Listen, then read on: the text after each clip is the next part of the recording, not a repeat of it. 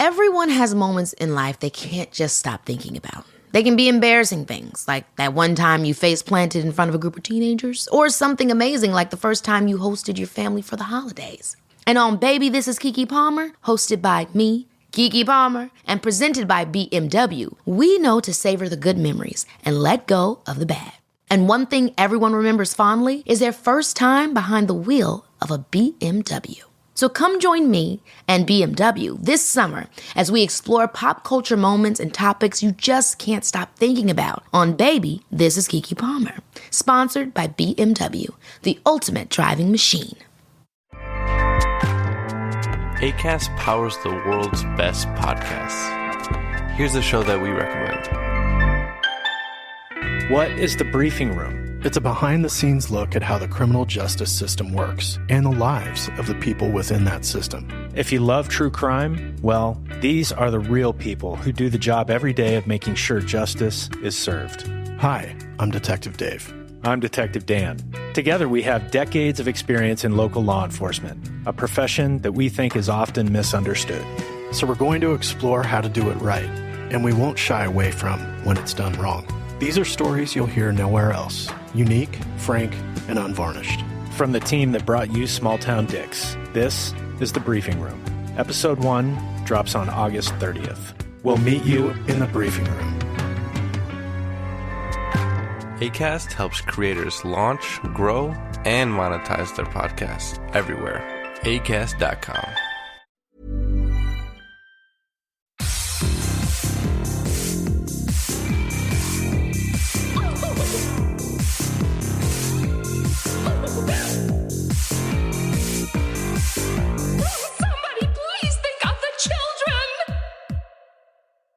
And welcome back to Scarred for Life, the podcast where we open up old wounds by looking back at the films that scared us as kids. I'm Terry. And I'm Mary Beth. In each episode, our special guest brings with them a movie that traumatized them as a child. This week, our guest is Jonathan Barkan. He is the creator and director of the upcoming documentary Mental Health and Horror. Welcome to the show. Thank you. Thank you so much for having me. It's weird for me to be a special guest on here because I know both of you and I adore both of you. I mean, that's the joy of this kind of thing, you know? I mean, it's like two birds with one stone. We get to talk about your awesome documentary and also just sort of shoot the shit. I mean, how great is that? That's kind of why we did this podcast. It's pretty great. Yeah, it's pretty great. So before we do talk about your documentary, though, we like to take it all the way back to the beginning. How did you get introduced to horror? Oh, that's an interesting one because it was something that I kind of fell into myself from a very young age. What happened was when I was very young, I would say about 4, maybe 5 years old at the most, my sister was diagnosed with what they thought was terminal brain cancer. Oh, jeez. But she's still around today. So, spoiler alert. But mental health. Sorry. I think that's going to become our thing through the episode. But yeah, so for, a year and a half, 2 years, my sister was in and out of the hospital, a lot of treatments, chemotherapy, radiation, surgeries. So when I would visit her, I would often see her, laying in the hospital bed, bandaged up like the mummy, tubes going in and out of her, like something you see out of a sci-fi horror film. And this was before the days when they were able to wheel in a TV on a stand and have a Nintendo or Super Nintendo hooked up, and you could play it from your bed. You actually had to be wheeled into the game room and to kind of paint you a picture of the game room. It's your standard big room with tables lining 3 walls and TVs and video games and everything all around. And the walls themselves had like a smiling sun and singing clouds and happy trees, that kind of a thing. And then you look around and all of the kids that are at these video game consoles are are children who are going through some of the most horrible things imaginable. So they are amputees. They are in wheelchairs with oxygen tanks. They have the tubes running in and out of them even as they're sitting there. They are all wrapped up. I remember, my dad told me a story that one time he came to grab me from that room, and he watched. I was sitting next to a young child who was contorted, and obviously the people listening won't be able to see it, but you'll be able to see just like kind of like this, hands and arms curled up against their chest and holding the controller like this, but having trouble maneuvering it. And they were playing Super Mario, and they could not get past a jump, a hole in the level. And so I, asked if I could take the controller, get them over it, and I did. I took it, jumped over, and immediately handed the controller back. And that's one of the memories that my dad has of me as a young boy. Wow. And so I didn't know it at the time, but in a weird way, I was living in my own version of Todd Browning's Freaks, where here are all these children who are physically not... They were not normal by society's definition of what a normal body looks like.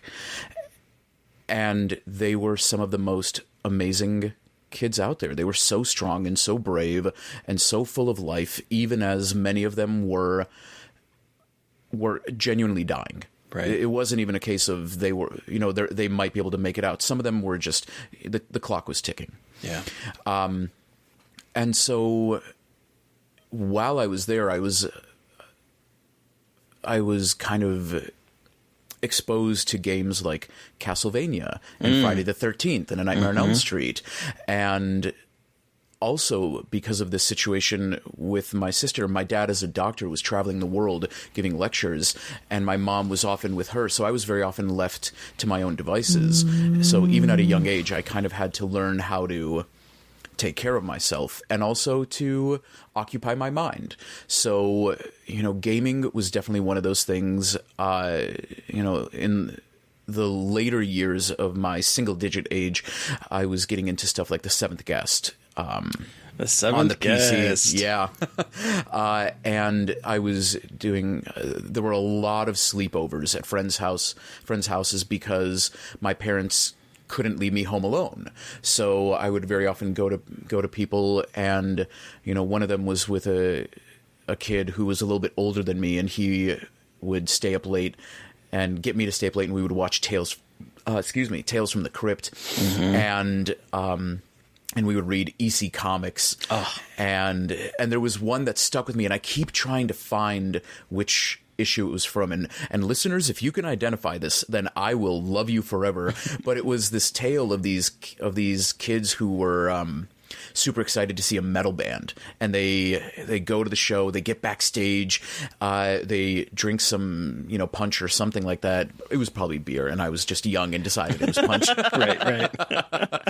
And they passed out, and when they woke up, they were strung upside down and bound, and there were spigots in their jugular because the band, they were actually vampires, and they were like draining blood from the spigots in the jugulars to get blood that they could drink. And for some reason it haunted me, and like I was terrified. And so I had this love-hate relationship with horror because I hated being scared, but I kept coming back to it because I kept thinking of what my sister was going through and what all these kids were going through, and that there wasn't something that I could see. It was a faceless entity that was doing so much damage and so much pain. And by getting into horror, I was able to kind of give it a face, to give it a visual representation. But at the same time, I also started in a weird way to empathize with a lot of, quote unquote villains, because a lot of them were visually different. They were either disabled or they were monstrous, quote unquote. And that was what I was seeing in these kids. So it was this very interesting experience where I understood and empathized with villains, even if I didn't forgive them for what they were doing. Right. So, yeah, exposure to horror came about because I needed something to make sense of the world that I was in. Wow. Holy shit. That's sorry. No. Oh my God. No. No, talk about a buzzkill. No, that's an amazing story, though. No, and that your is. sister's okay. Spoiler alert, everything. Spoiler alert, she's still around. It wasn't the only hardship that she went through, but she's still here. And as other hardships came up, I was a different person, and I was able to stand up for my own needs, because as a young boy, when something like that happens, obviously I become kind of second fiddle, and and it's totally understandable. You know, I understand why it had to happen. I'm still dealing with a lot of the trauma and the pain that causes, while recognizing that it's not that it's not equal to what my sister went through, but it's very different. And Right. so I have to constantly remind myself of that and acknowledge that, while still kind of forgiving myself and also demanding the respect and attention that I should be naturally given. Yeah. It's this weird journey that I'm still growing and still learning to this day. Oh, yeah. That's a lot. It's not a similar thing, but I had a brother that had more like a lot of like mental health needs, and so I had a similar situation of like trying to figure out that whole, like, not blaming your parents, but also needing to figure out what you need. Yeah, it's a long journey to figure that out, because even when you're a kid, it still affects you now. Like, it affects me now as an adult. Yeah. So. Oh yeah, my wife and I have had plenty of conversations about the long-lasting effects of such an upbringing and such a childhood, and it was completely out of anyone's hands. Like, I'm not sitting here blaming anyone for the lot that we were the hand that we were dealt. But as I said, I can say that I don't blame anyone while still grieving and mourning the childhood that I didn't have, and how it affected my relationship with my sister and with my parents, and what it could have been had it been different. Yeah, who knows?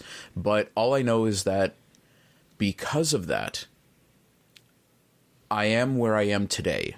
And so I can't look at it as all bad, because I kind of am really okay with what I'm doing and the kind of journey that life has led me on. Yeah.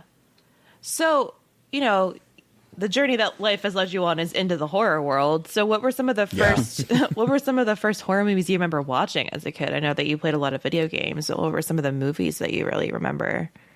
Yeah, my very first movie memory was I was flipping through channels and I landed on, it was HBO or Cinemax, something like that, and there was this brunette mulleted nerdy boy laying on a waterbed, and he feels something and he turns around and pulls it off, and there is this beautiful naked woman inside of his waterbed, and he's so delighted, and it's very picturesque, and suddenly Freddy Krueger bursts through the waterbed, Nightmare on Elm Street 4, and pulls Joey right under and seals that. When my mom came in and saw me watching it, she ran over, grabbed the remote, and was like, no, absolutely not. How about this for a wet dream?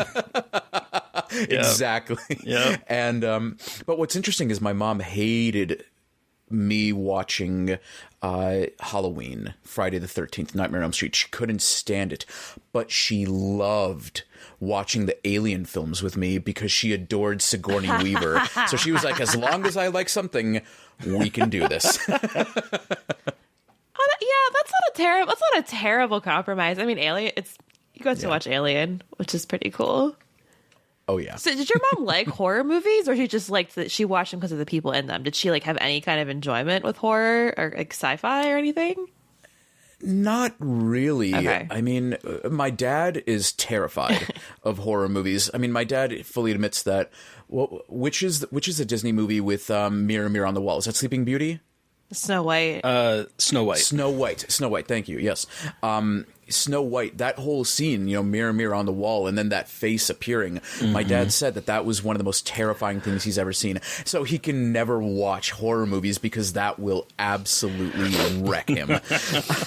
My mom is a little bit more open-minded. Like, we went and saw Alien Resurrection in theaters when it came out. Wow. And experience. She was and she was great about a lot of that. But no, horror was definitely kind of my own journey. Cool. And there was a lot of concern from my parents. There was a lot of pushback from my sister because she wanted to watch musicals. For her, horror was something like Little Shop of Horrors, or the movie that kept getting played in the house, and it's not horror at all, but Fiddler on the Roof. And so, and because she was sick, my parents deferred to what she wanted. Right. So whenever I was watching something, it was, I want to watch something, you have to turn it off. And it led to some butting of heads, so to speak. I get that. Yeah. I completely understand that. Yeah. Okay, so as an adult, if we're transitioning to being an adult, what draws you to horror now? It's interesting. People ask me, even to this day, why do you like horror? Why do you watch it? And my go-to answer that I've kind of crafted and cultivated over years of being in this world is, I don't watch horror to see people die, although it's fucking awesome watching how they pull that off in a lot of films. It's true. I watch horror to see people fight to survive. And I think that's the most important thing, is that no matter what, here are these people thrust into this awful situation, and they are doing whatever it takes for another 10 seconds of life.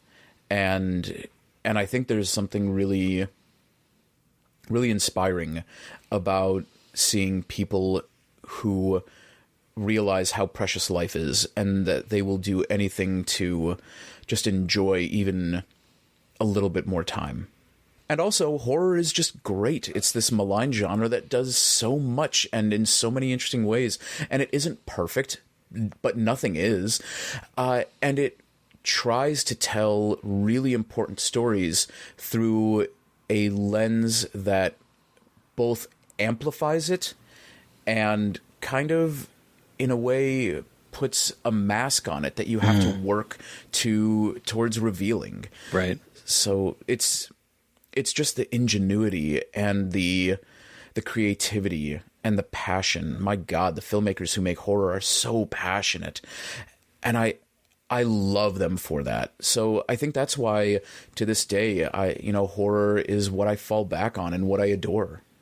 Cool. Wow. Yeah. What a great way to put it. Thank you. So do you get scared as an adult watching horror movies? Or are you jaded like Mary Beth and I? It's really hard to scare me. I have seen so many horror films in so many different ways that it is really difficult to make me scared. Like, for example, Terrified on Shudder. Everyone was talking about how it's such a terrifying and scary movie, and Ariel and I watched it, and there were some genuinely very creepy moments. Mm-hmm. But at no point did I find myself actually scared. But in contrast, a film that really, really hit me within the past few years, I went to bed early one night, and because I have a really messed up sleep pattern, if I go to bed early, I'm going to wake up just a few hours later. So I said, okay, I'm going to be an adult. I'm going to go to bed at 11, be asleep by 11:30. And I did, and I woke up at 3 a.m. And I was like, well, this is great, because I'm not going back to sleep. And I'd just been sent a screener for a movie to review, and I was like, okay, let's go ahead and do this. So I'm in my bedroom. The blinds are closed. the lights are off. I like to sleep in as dark a room as possible. So the room is basically pitch black. Turn on my laptop, put on my headphones. The only light is from my laptop monitor. And I put on Gunjam, Haunted Asylum. Yes! Oh, fuck And that movie. That'd be so... And that movie...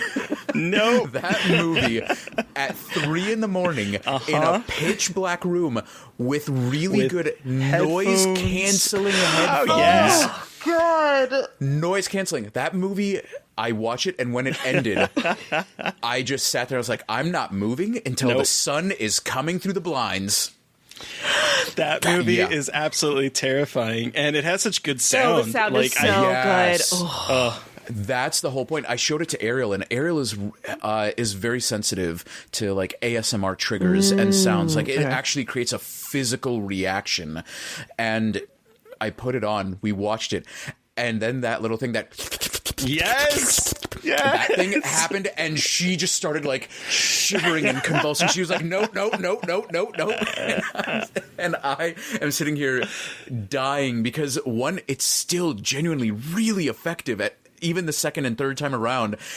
And just watching her was so exciting because I'm like, this is genuinely going to scare you. She was like, "Nah, I'm fine." And we put it on. Nope. Every person, she was done. Every person I've introduced that film to has had that reaction of like, "Nope, I'm done. I'm out." It's such a good movie. And another reason I love it is because when it starts, I fucking hated all of them. They were all like narcissistic YouTube douchebags, and I couldn't stand them. And then as the movie went on, it did such a good job at making me go, look, I may not like you, but holy shit, I don't want you to go through this. I want you to get out. Exactly. Like, this is terrible. I don't want. I wish this fate on no one. Please leave. Absolutely. Yes. And so that was one that just genuinely, like, legitimately scared me. I can't imagine watching that at like 3 a.m. in your dark room, because there are some moments where like this hands come up from behind the head, and it's like the things that you don't see but we see because it's the camera. That would fuck with me if I'm in this pitch black room at 3 a.m. listening on with noise canceling headphones. That would be. And it's too not much. only. It's not only what they show you that these characters can't see, it's what they show you that they linger on. Yes. And they're like, let's not like that weird Silent Hill body in the room, that giant empty room, and it's like, this has to. I can't. I was like, this has to end. Like, I can't do. And then it slowly shuffles its way past the pillar and gets right back there. I'm sitting here like, I'm gonna die. No. This is how I die. No. Please, this is lingering for too long. Oh, okay. No. Why is it still going? Stop. Please do something. Anything. Why are you still here? I was losing it. And then it ran, and I was like, that's even worse. Why would you do such a thing? That movie is so fucking good, but it's yeah. Maybe I'll watch that tonight. I'll watch that in a hot minute. After all of this, like, it was terrifying. It was awful. I'm gonna watch it. I'm gonna watch that. But mental health. Woo! I had therapy today. It's fine. Mental health. What are some of your other horror favorites that not necessarily scare you, but that you've really enjoyed watching over the past couple, like recently? Recently, that's a great one. Ready or Not, I think, was just an absolute blast. I had a great time with that one. Relic absolutely wrecked me. Yes, me too. You know, what a lot of people don't know is that right before, and I'm talking like 2 weeks before the pandemic was officially announced, I got a call from my mom, and she said, "Your grandmother is on her deathbed. You need to get to her as soon as possible." And she was living in Israel, so this was like, I needed to do a long flight. Wow. And so I got it. I got the ticket. Made the flight. When it landed, I pulled out my phone, because my phone works internationally, and I loaded up WhatsApp, and there was a message from my mother, and it was, "Your grandmother passed away while you were in the air. Fuck, Jonathan, I'm so sorry. So we need you to get to the city that's about 2 hours away as quickly as possible. And and here's the thing, there was a lot of trauma that was happening before all of that, so I couldn't really process my own feelings and deal with my grief and prepare to mourn. So like I land, I get this message, and my mom is obviously devastated, and she asks me, "Can you please say some words?" In Jewish in Jewish culture, you say words at kind of the entrance to the cemetery, and then people carry the body from the entrance to the actual gravesite. Okay. So my mom asked me to say some words on behalf of our side of the family. So while we're in the car, I'm like, I don't have time to deal with the fact that my grandmother died. I'm writing what needs to be said. And then we get there, and my uncle comes up to me and says, "We need 6 men to carry her body. Will you be one of the men?" So I'm like, well, shit, when is this going to end? And, and then, jeez. And obviously my mom was a wreck. But anyways, I bring all of this up in relation to Relic because, my grandmother died of dementia. Jesus. And apparently the last couple of days of when she was around, was just spent screaming. And just in agony. I feel both fortunate but also sad that I wasn't there for her during that time. So when Relic came around, I was just a mess. Yeah. I was wrecked. And it's not because of the subject matter alone. It's because it's such an expertly crafted film. Oh, it's so well done. Yeah. I remember Ariel and I were watching it, and at one point, I couldn't help myself. I just said, "I do not understand the geography of this house." And Ariel was like, "What are you talking about?" I was like, "This house does not make sense. Something about how this house is laid out is not clicking in my mind." She's like, "It's probably just weird, camera angles." And I was like, "No, there's something going on here." Lo and behold, 5 minutes later, suddenly the house was this crazed, maze, this manifestation of her dementia and the confusion and everything. And Ariel was like, "Yeah, you nailed that. Like you saw that coming." And I was like, "Oh, kind of saw that coming."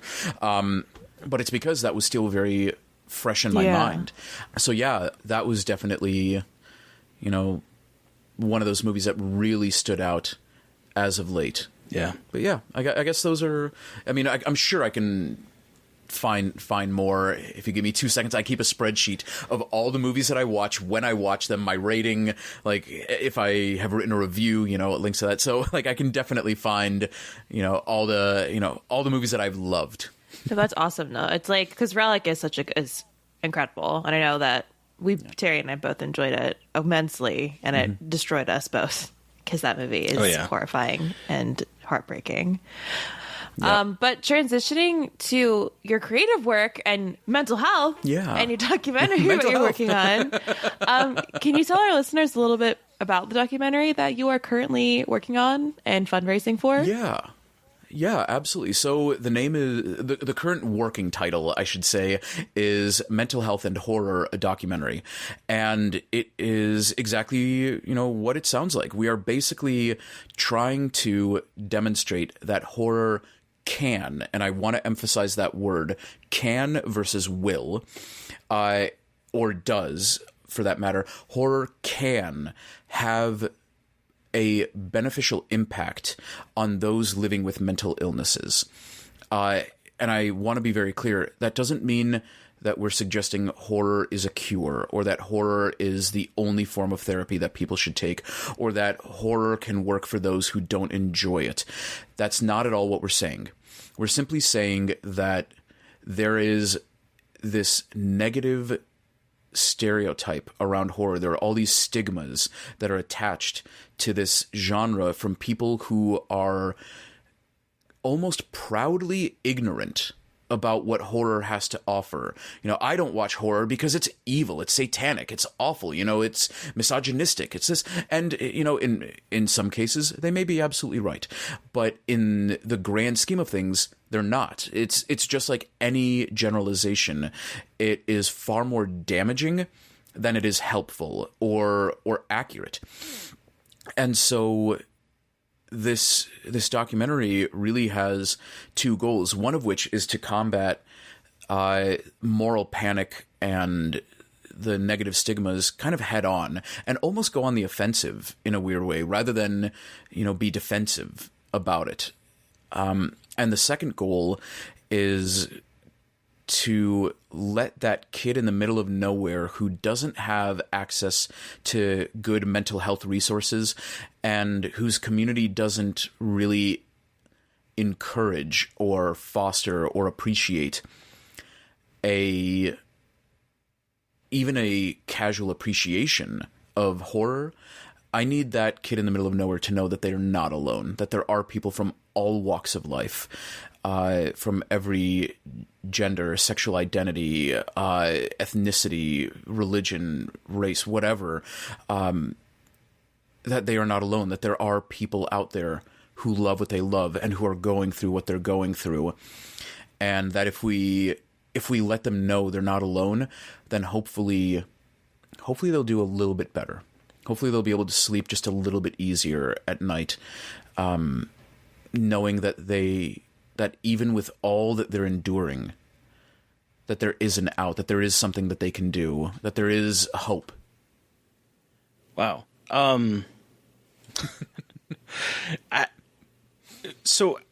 How did you come up with this idea, or how did you get involved with this, or how did this all kind of coalesce into what it is? Because it's currently on Kickstarter for by the time this episode comes out, it'll still have another week. So listeners, go out and back it for sure. But how did this all kind of come together? My relationship with mental health and mental illness has been a relationship for a long time. I mean, as I've explained everything about my childhood, there's definitely long-lasting effects from all of that. I haven't been diagnosed with it, but I'm sure there's some form of PTSD that is assigned with that. I have been diagnosed with clinical depression. I do have seasonal affective disorder. There are a lot of events in my life that, like, for example, this may seem weird, but like my birthday is not a good day for me. And I'm still trying to figure out why. But like during the pandemic, when it was getting closer to my birthday, I just started spiraling and getting into a really, really dark space, to the point that, you know, people who were doing really thoughtful and wonderful things for me, I emotionally could not react how I knew I should have been reacting. You know, a birthday present for me last year was that a whole bunch of my friends recorded themselves lip syncing to Depeche Mode's Enjoy the Silence, and a friend of ours cut all them together into a makeshift music video, and it's so wonderful, and it's so full of these, you know, it's these people that I love. These are my friends. These are people that I consider family. And, you know, looking back on it, I'm so touched and I'm so appreciative.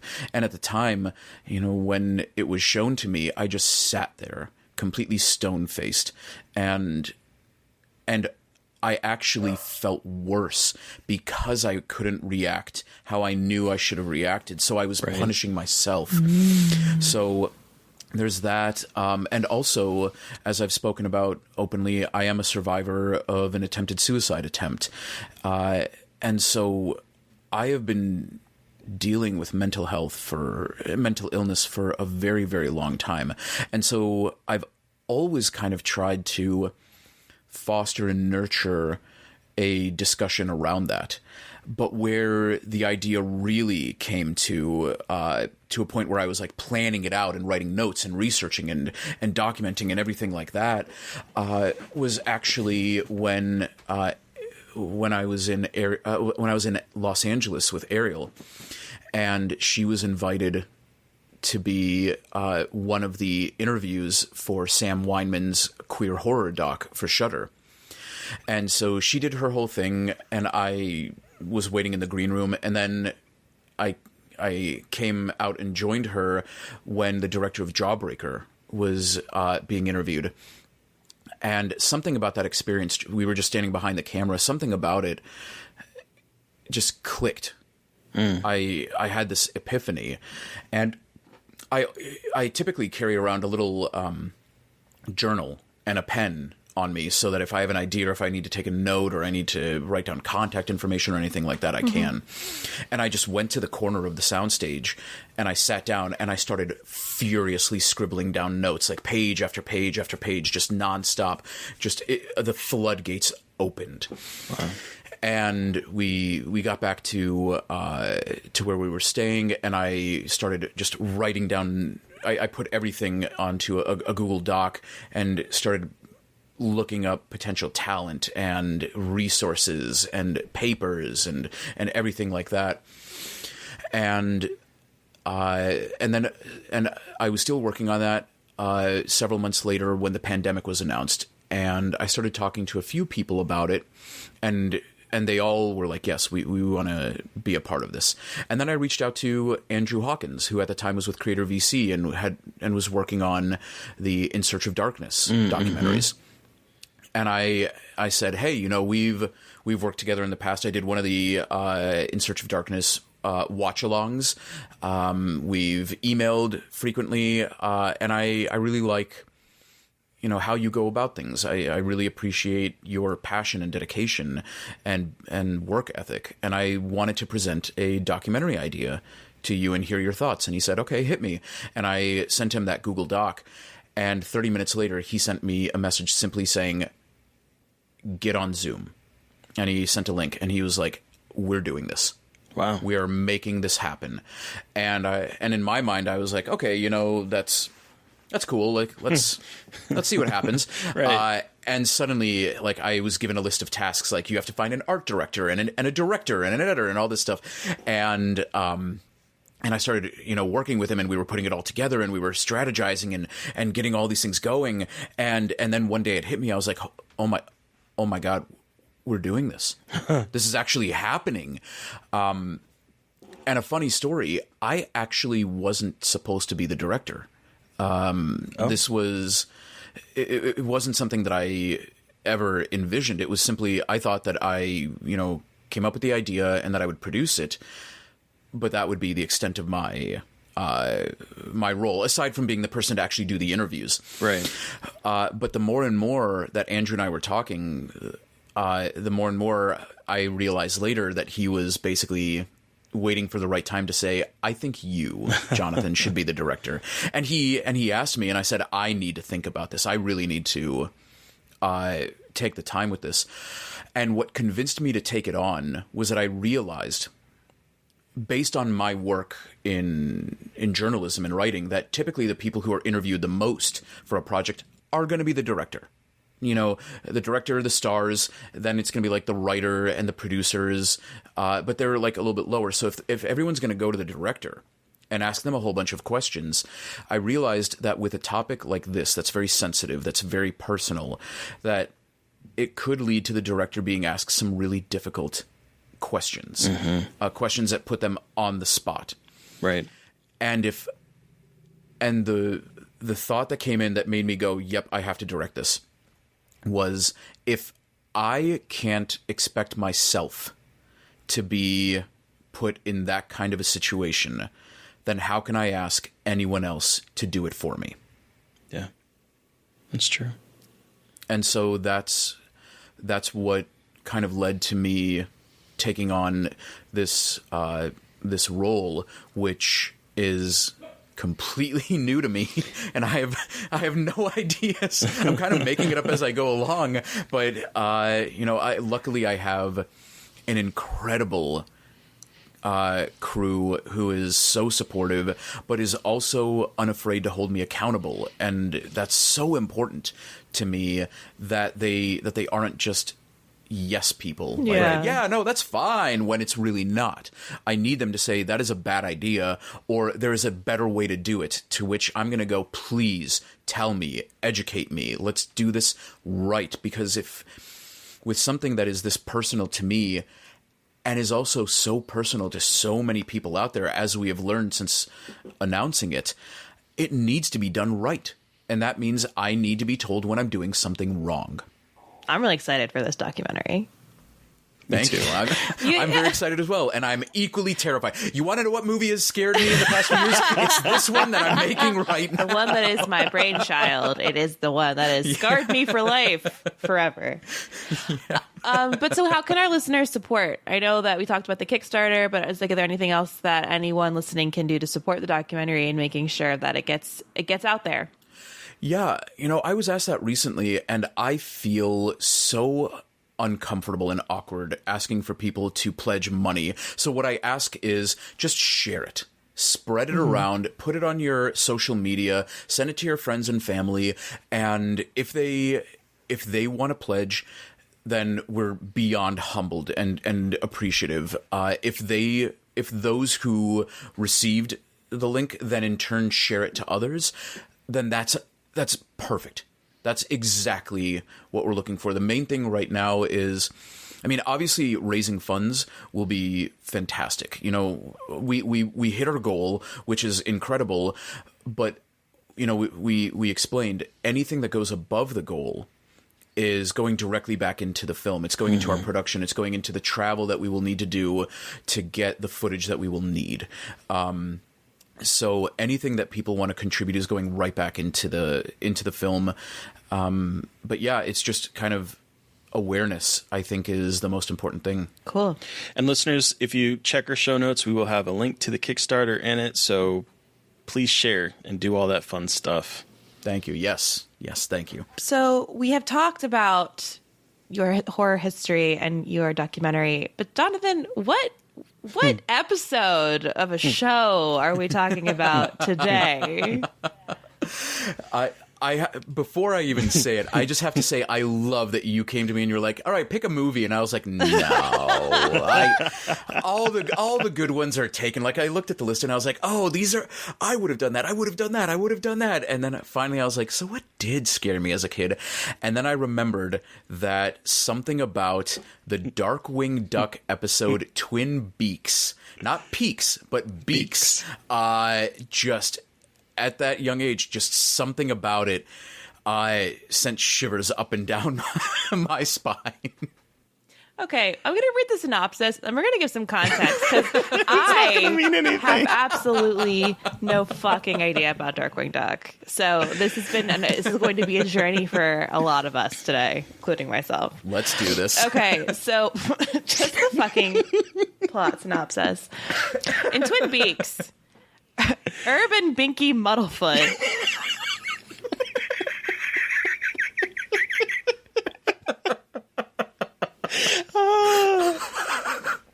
What about that, Mary Beth? Come on, folks, we are professionals. Let's keep it together. Herb and Binky Muddlefoot go missing, and the evidence leads to the mysterious town of Twin Beaks, where nothing is what it seems. That is the IMDb plot synopsis for this, but boy, does that not tell you much of anything.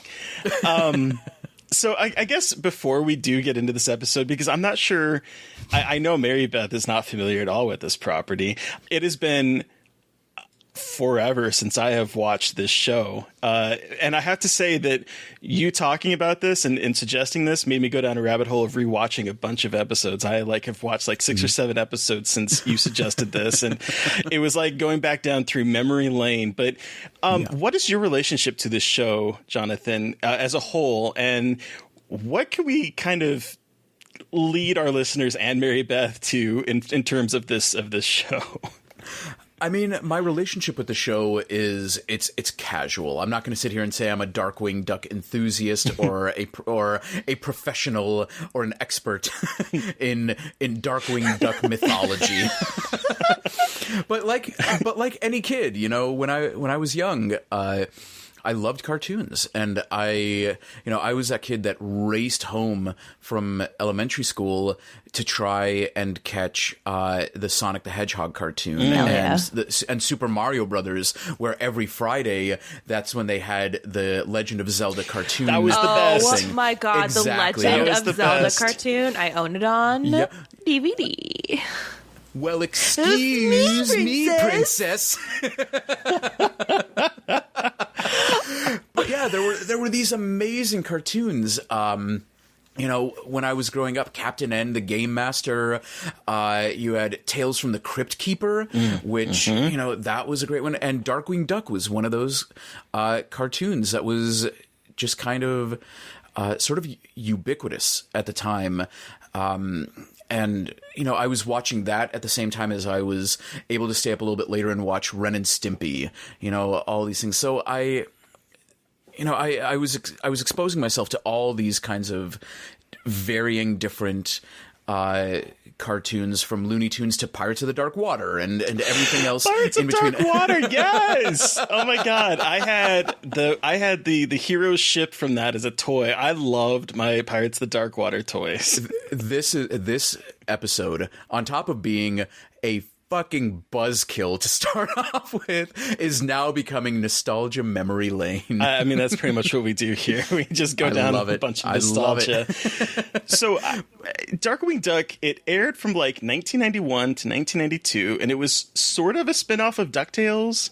In a way, I was going to ask, what's the relationship to DuckTales? And is he Because related Launchpad- to Donald? I want to say there was. I was like, fuck. Yeah. Not Daffy Duck.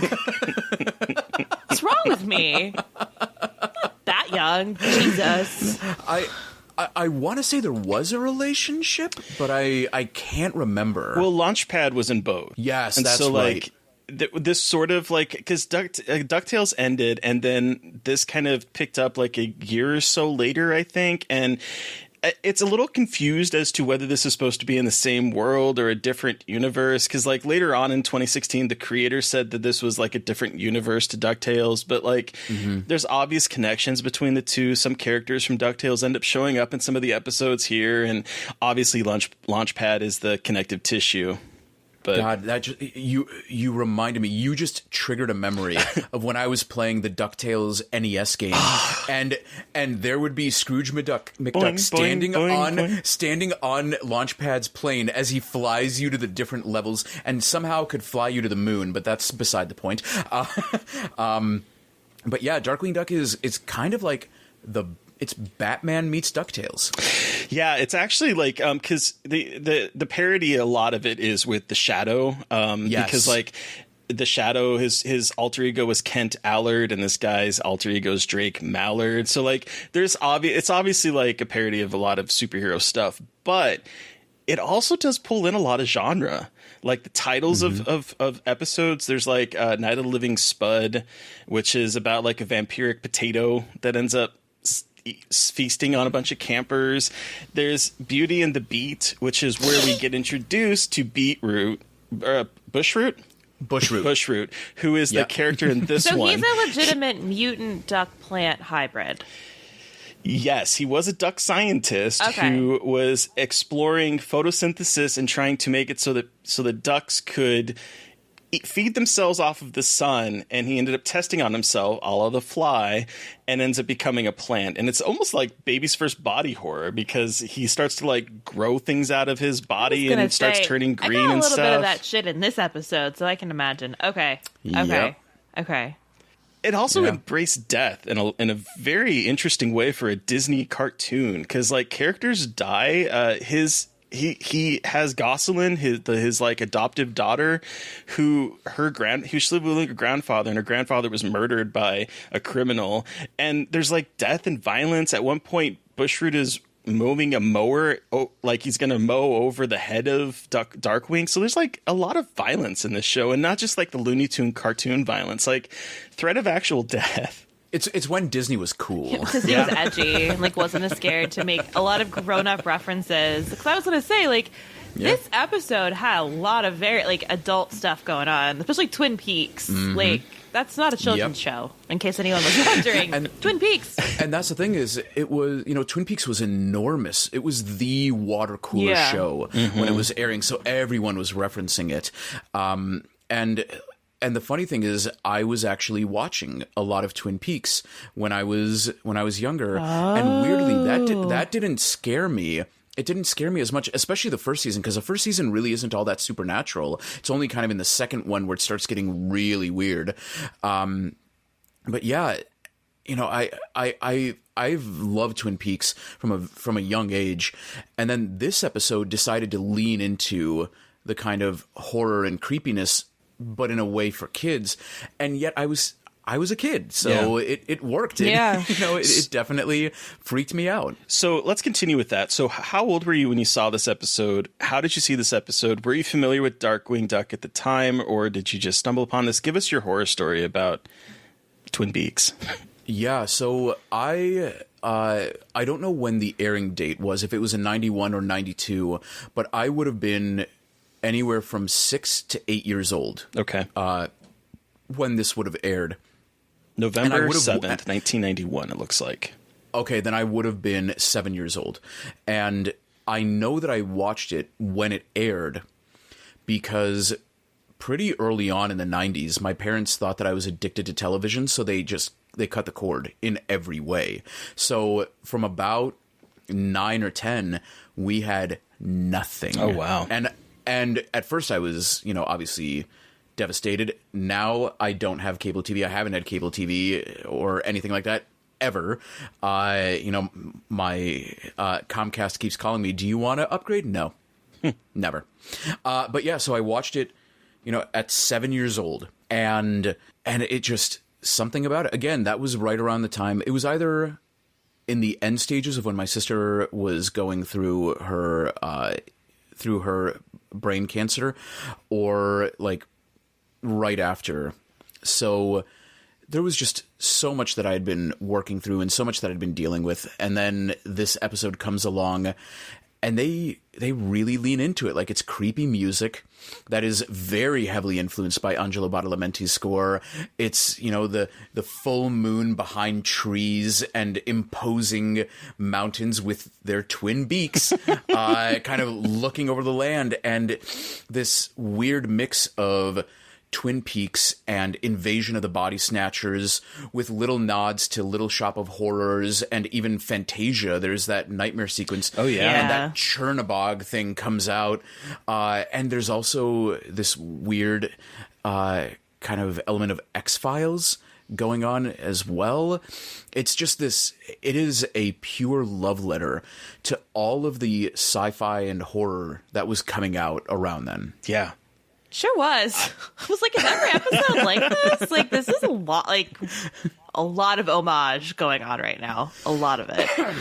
So the episode scared you, but like, what were the after effects of that? So, like, how did that fear kind of manifest after watching it? I don't remember necessarily how it manifested after. I just remember that I remember seeing bush roots desiccated, vegetal corpse wrapped in plastic, and even standing in, his corpse just standing in the jail cell. Like, okay, if his body had fallen over or was on the bed or on the ground or something, like, okay, that would be creepy.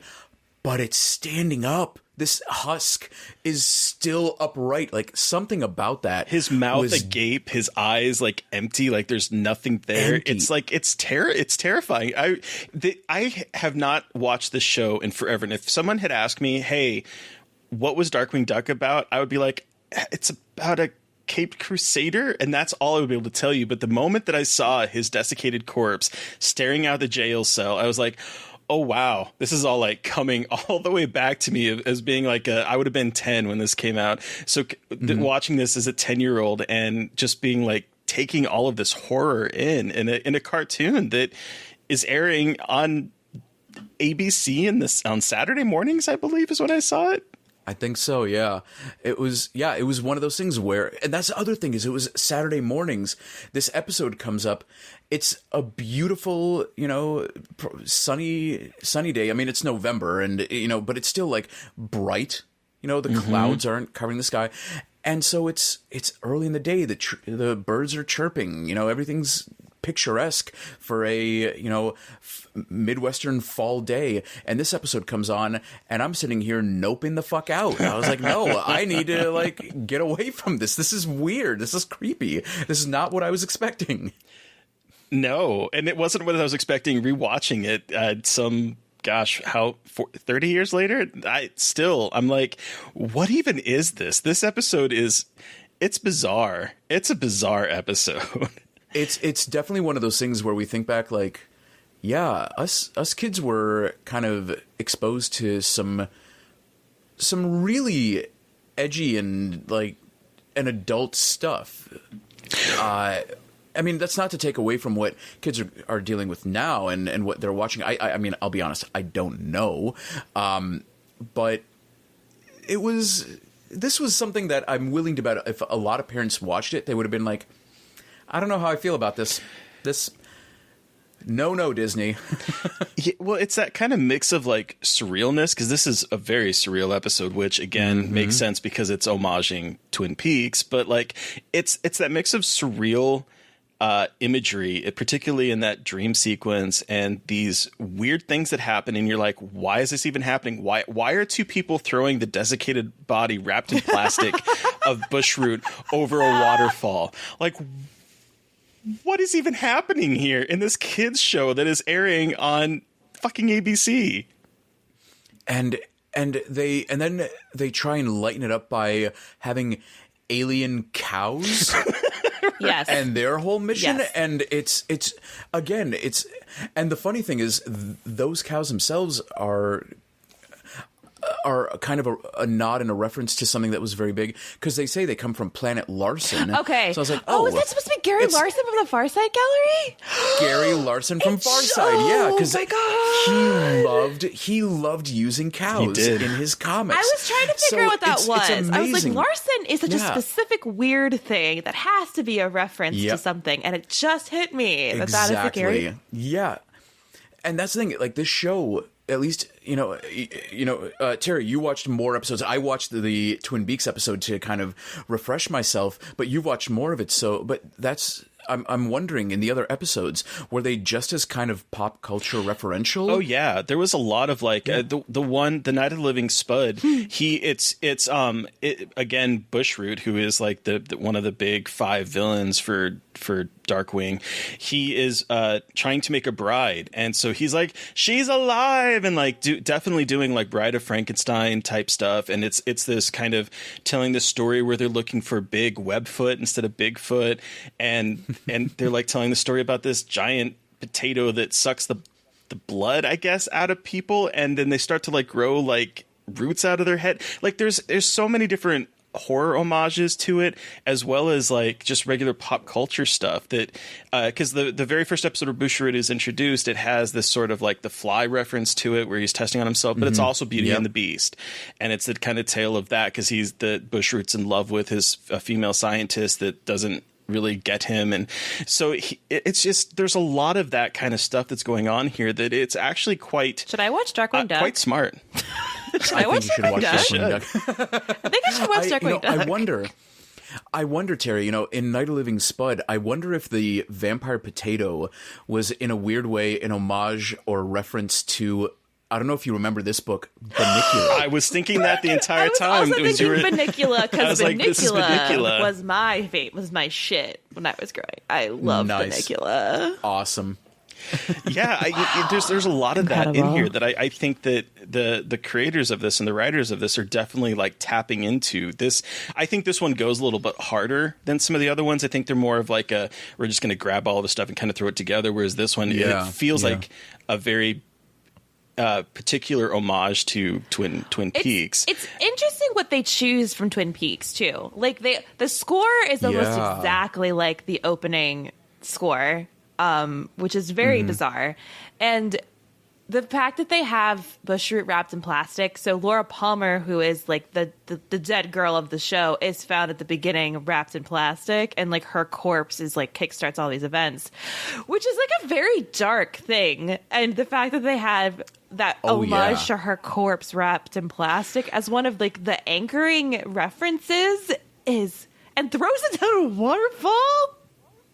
And then the Norma character at the diner is a mix of Norma and Nadine. It's so bizarre. So in the cafe, the diner, which is our diner, is like the Twin Peaks diner, and I obviously have a diner that has good coffee and pie. In this one, the quintessential Twin Peaks reference, I feel like, is good coffee and pie at a weird diner. Mm-hmm. They have the main server have an eye patch, and the eye patch is a reference to one of the weirder characters of Twin Peaks, Nadine, who bumps her head, thinks that she's a high school cheerleader, has an eye patch, wants to invent silent window runners, and she is just like, wait, what?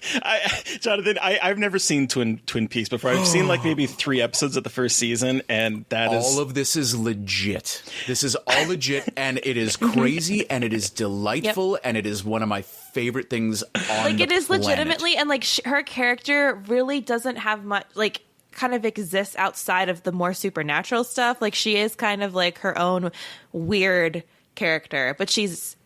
Well, don't forget that she's also super strong. She is. Like, she bends the arm of a rowing machine and throws that male cheerleader, or was he a football player? Football player, because she thinks it's... heaves him. Yep. It is... What? Terry, the look on your face is... accurate. Incredible. That is, which is like, but that's why I thought the reference was so funny, because obviously you have like Norma as the owner of the diner and is like the server at the diner, but then with the eye patch, I'm like, why the like? I love this, like, the Rogue Nadine reference, because it has like, it just because they can. It makes no like, it's sense. incredible. Like, she has an eye patch. It's definitely Nadine, but like at the same time, like, there's no need for it to be. But at the same time, I also love it because like no one references her, because her character is just like wacky. And she's incredible. And then Launchpad twice makes Twin Peaks references, where one time he's like, the cows are not what they seem. And I'm like, yes, the owls, except now they're cows. And then the log gave me directions. Yes. And Terry, this is all legitimate. It's Terry. So cows are not in the original Twin Peaks. It's owls.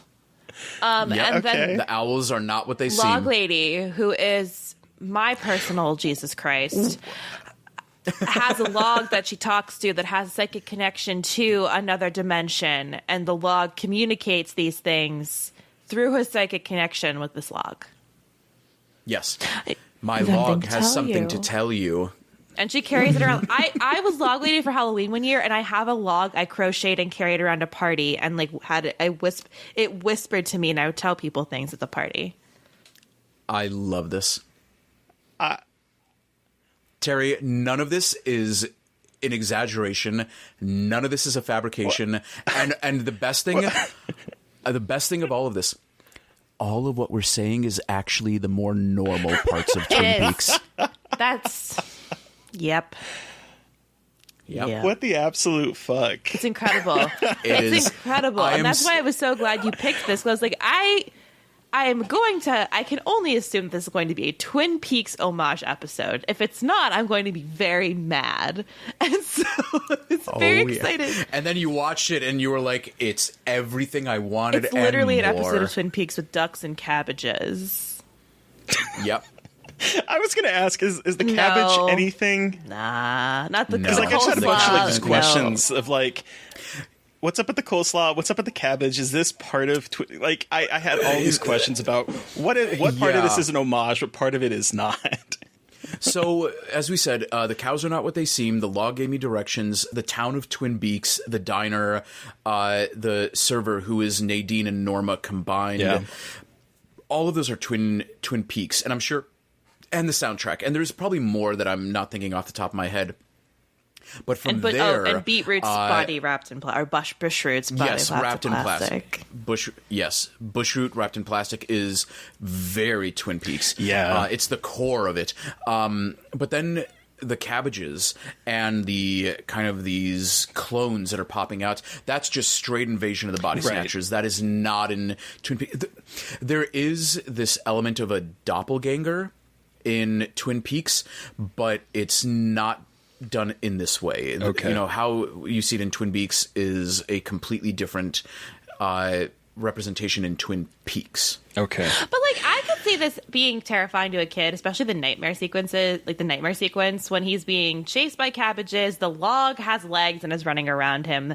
The giant Chernobog figure like jumps up, and it's just this very surreal imagery. The huge cabbage with sharp teeth chomping away. It's just like a lot of like super surrealist imagery that looks like Fantasia and reminds me of the original Looney Tunes stuff, where they have these like really like phantasmagorical fucking weird images for kids, but you're also like, this is a lot of surrealist stuff happening all at one time that is like an assault on the senses.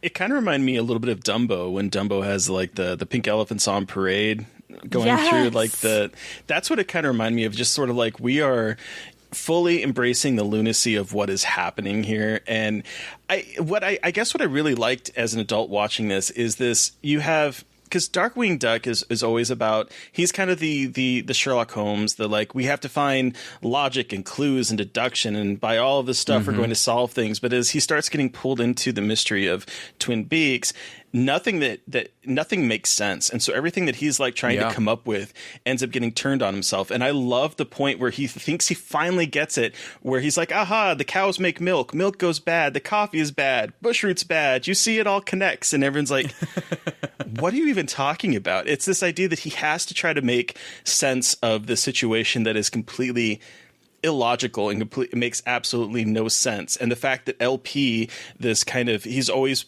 portrayed as kind of the buffoon and the dumb sidekick to him, is the one that's inadvertently solving everything.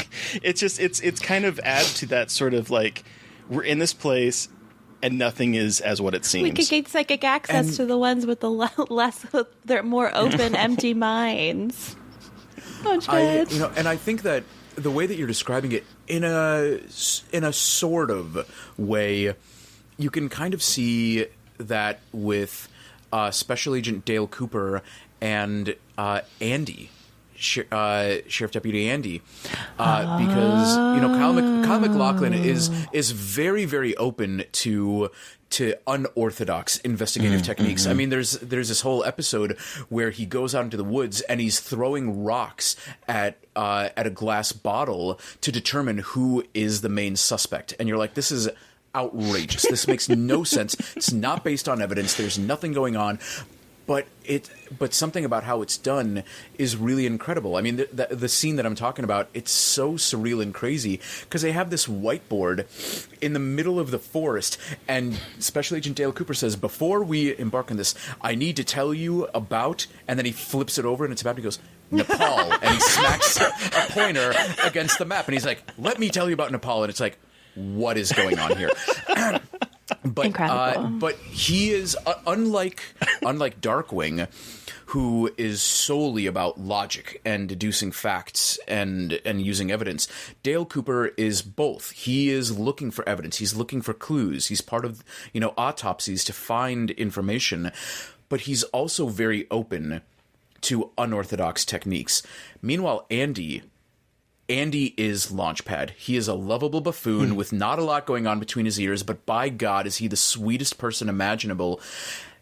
And yet, something about Andy is so connected to how Twin Peaks operates that whenever Andy is onto something, it needs to be heeded very carefully. And you really need to pay attention to him, even if this is the kind of guy who, in the series, steps on a wooden board and it flies up and hits him in the face, and he's kind of stumbling around with a little bit of a nosebleed, and here's Dale Cooper like, you found some boots, good job, Andy, and he's sitting there like, yay.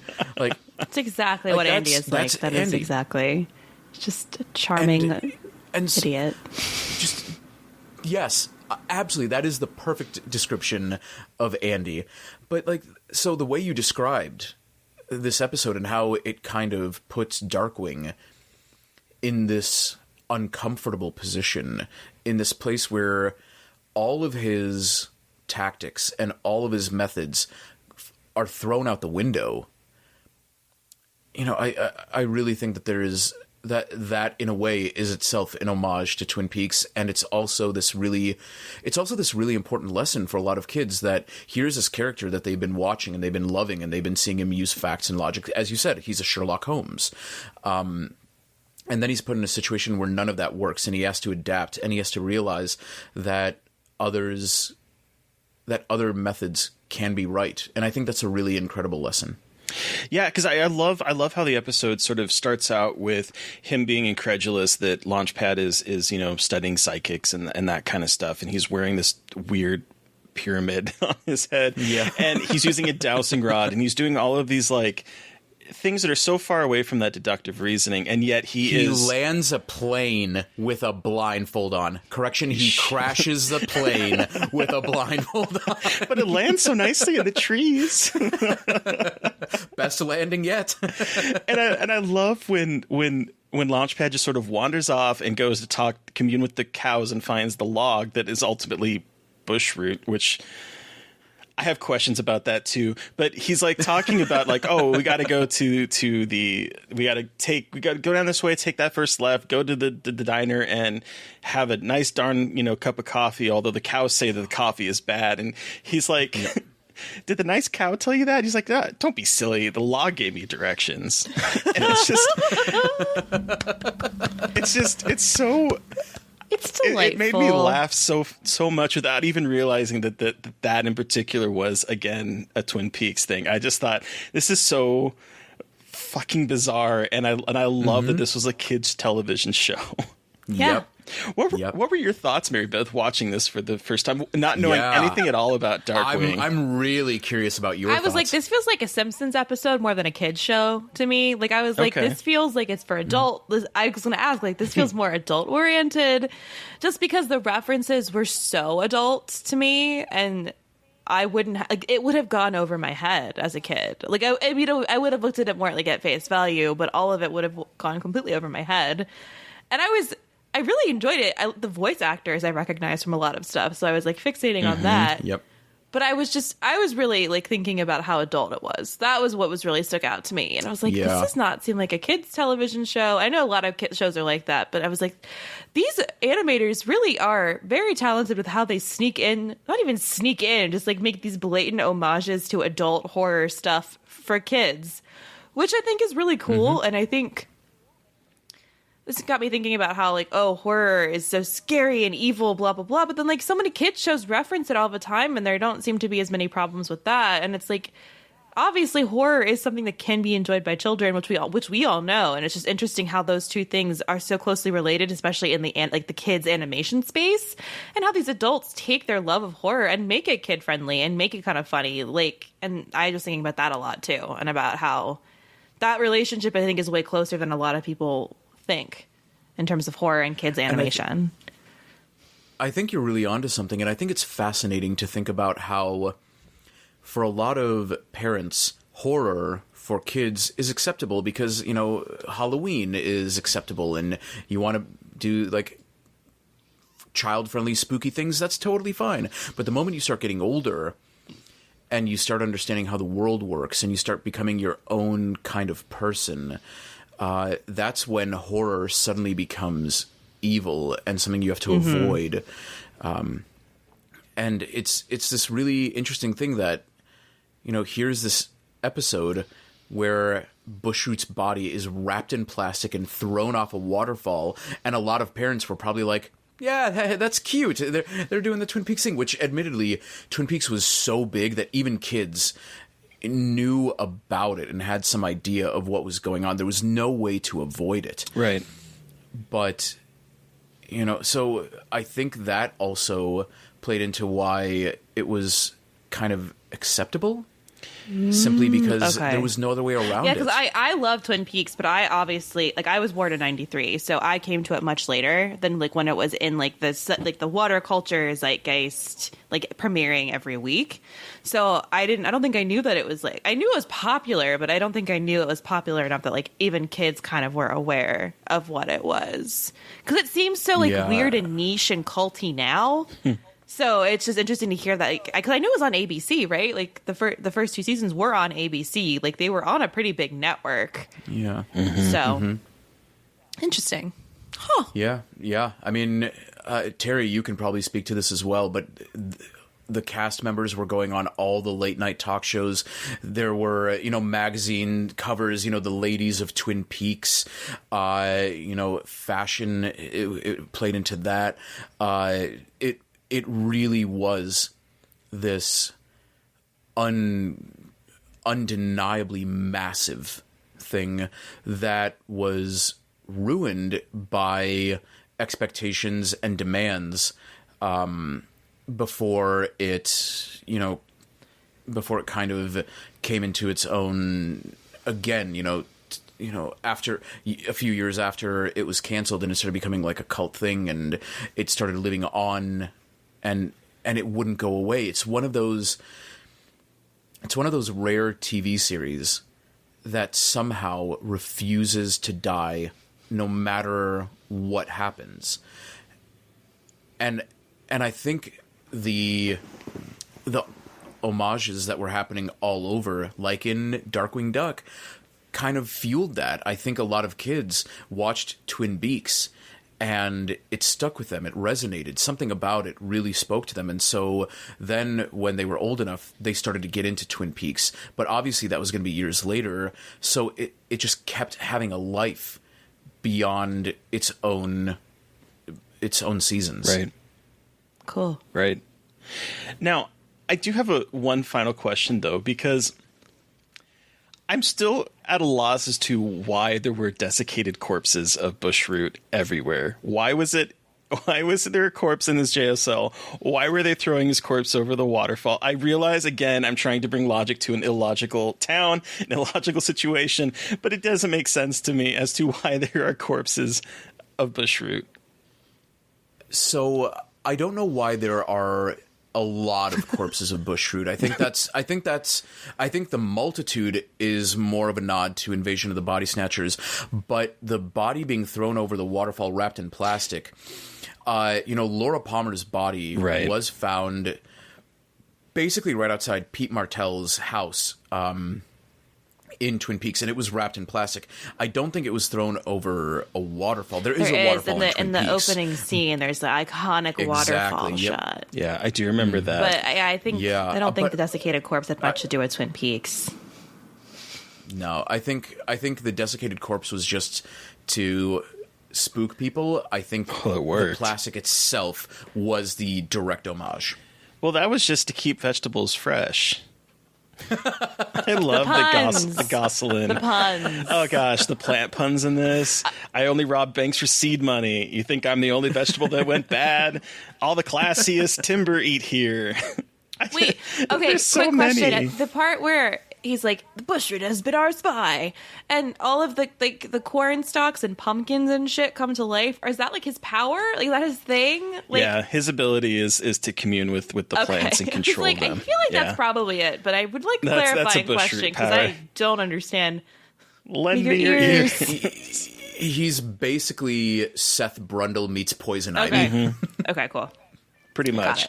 And the same thing with Let's Get Dangerous. That is Darkwing Duck's catchphrase that he says in pretty much every episode. Okay, I figured. It always zooms in. He's like, let's get dangerous.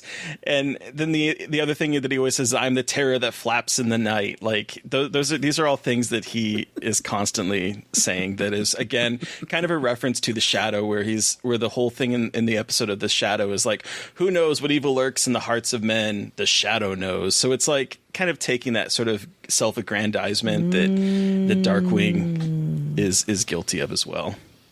Which, I'm just going to throw this out right now, the Alec Baldwin Shadow movie fucking slaps. I haven't seen it since I was a kid seeing it in the movie theater, and my only reaction to it was my dad absolutely hated it because he grew up listening to the radio plays, and that is like my only. It is worth revisiting. Okay. It is actually a ton of fun. I went to go look it up on IMDb because I was like, I'm pretty sure I saw this movie. And I was like, Alec Baldwin. Yes, I did see this movie. And I'm pretty sure I saw it in the movie theater because my dad was so excited to go see it.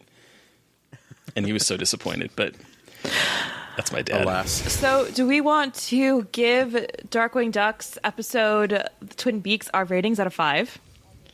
Absolutely. All right, Terry. How many Let's Get Dangerouses out of 5 do you give Twin Peaks? Boy, there we go. I say absolutely, but at the same time, I don't really know what to give this episode. It's so wild.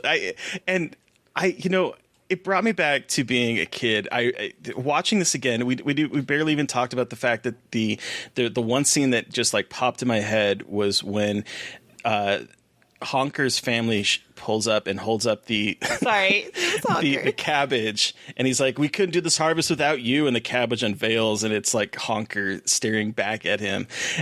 That like these moments have been seared in my brain without me even realizing what they were from until I rewatched this. I think this is a great example of what kids' cartoons in the 90s and the late 80s used to do in terms of taking things that were adult and making them appropriate for kids, somewhat appropriate for kids, because I do think that it has some imagery in it that is like, what the fuck was wrong with people showing this at 10 in the morning or whatever on ABC? Okay, so I think I would give it, I think I would give it 3.5 Let's Get Dangerouses. I'm going to cut that Let's Get and just cut it there. What about you, Mary Beth? I have to agree with that rating. I had no context going into this, so I just like did not know what the fuck to expect. I had a great time. I want to watch more Darkwing Duck now. It was, I'm a Twin Peaks freak, so I was very excited for that.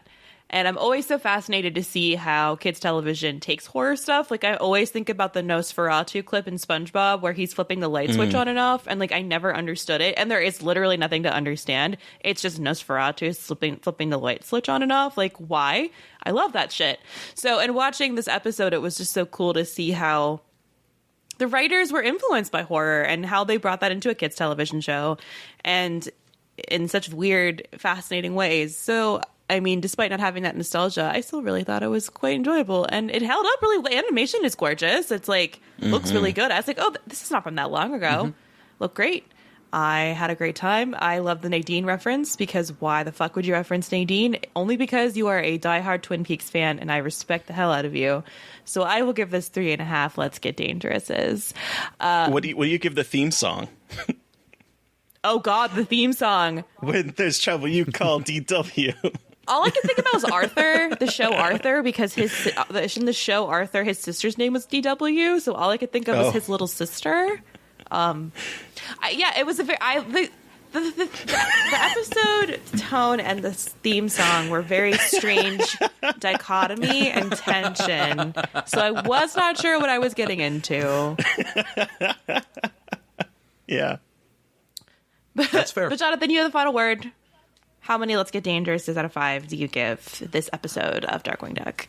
I wanted to just immediately say 5 Let's Get Dangerouses out of 5 Let's Get Dangerouses, but I'm going to go a little bit more than you guys. I'm going to go with 4 Let's Get Dangerouses, because I really think that on top of being just a really entertaining episode and one that tugs at all of my horror-loving heartstrings, I think it's this really fascinating snapshot of early 90s, late 80s pop culture, and, what was really big, what was really exciting and important for all these people. Like of all of the references, the one that was so weird to me amidst everything else was the fact that they said the cows were from Planet Larson. Like, of all of those, you're referencing so many horror things, and then randomly you're like, and we're gonna throw in a Far Side nod. Yeah, and I love it, but at the same time, like, the Far Side was so big at that time. Yeah. My dad, whenever we got the daily newspaper, my dad loved going to the comics to read Far Side and nothing else. All of the other comics, junk, garbage. But Far Side, it's clever. It is. It's actually funny. So I grew up with a ton of Far Side, but that's the thing is like I said, it references Fantasia with Chernobog. It references Little Shop of Horrors, X-Files, Far Side, Twin Peaks, Invasion of the Body Snatchers. There's so much The Shadow by virtue of it being Darkwing Duck. It's just this really interesting snapshot of this pop culture wrapped in a kids show. Yeah. like of all audiences to do that for, you're doing it for kids. Yeah. On this program.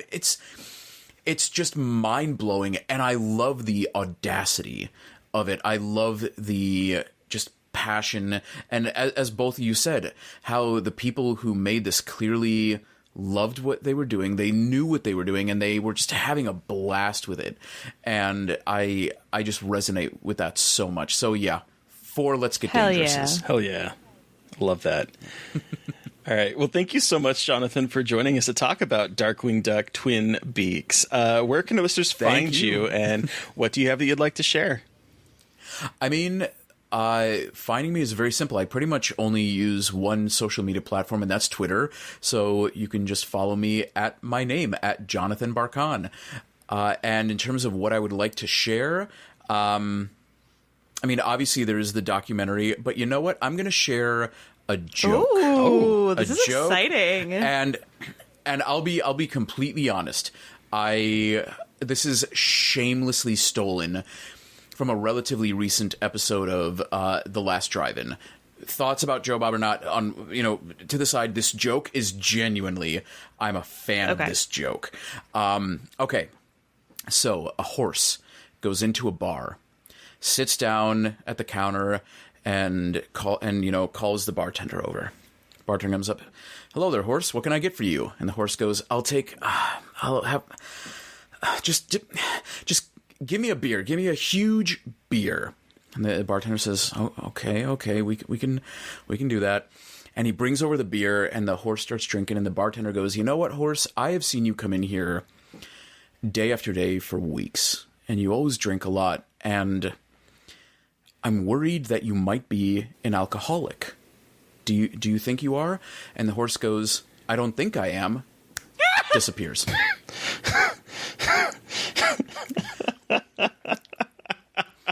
Now, you're laughing.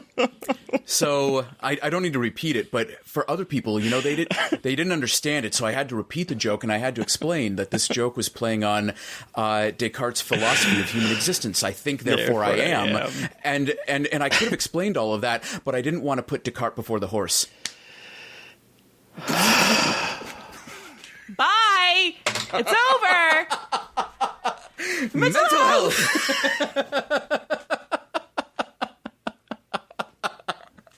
That is probably the only time I've told that joke, and it started out with laughter and ended with groans.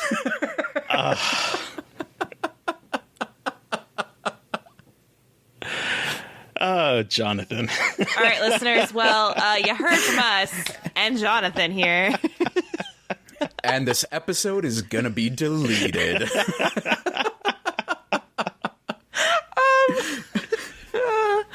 Listeners, you've heard from us. We want to hear from you. God. What was your experience with Darkwing Duck?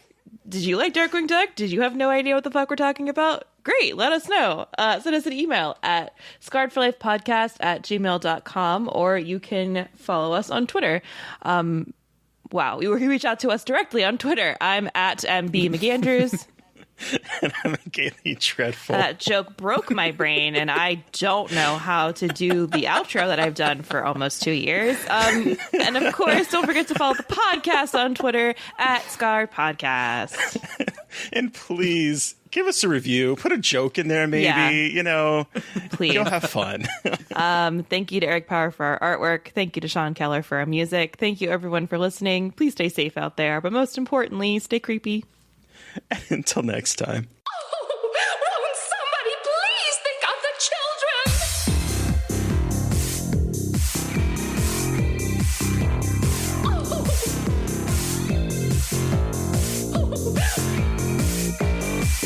Won't somebody please think of the children?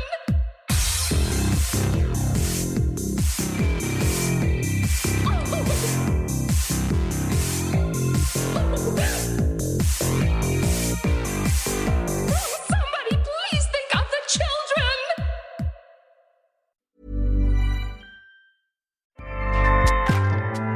Acast powers the world's best podcasts. Here's a show that we recommend. What is The Briefing Room? It's a behind-the-scenes look at how the criminal justice system works and the lives of the people within that system. If you love true crime, well, these are the real people who do the job every day of making sure justice is served. Hi, I'm Detective Dave. I'm Detective Dan. Together, we have decades of experience in local law enforcement, a profession that we think is often misunderstood. So we're going to explore how to do it right, and we won't shy away from when it's done wrong. These are stories you'll hear nowhere else. Unique, frank, and unvarnished. From the team that brought you Small Town Dicks, this is The Briefing Room. Episode 1 drops on August 30th. We'll meet you in the briefing room. Acast helps creators launch, grow, and monetize their podcasts everywhere. Acast.com.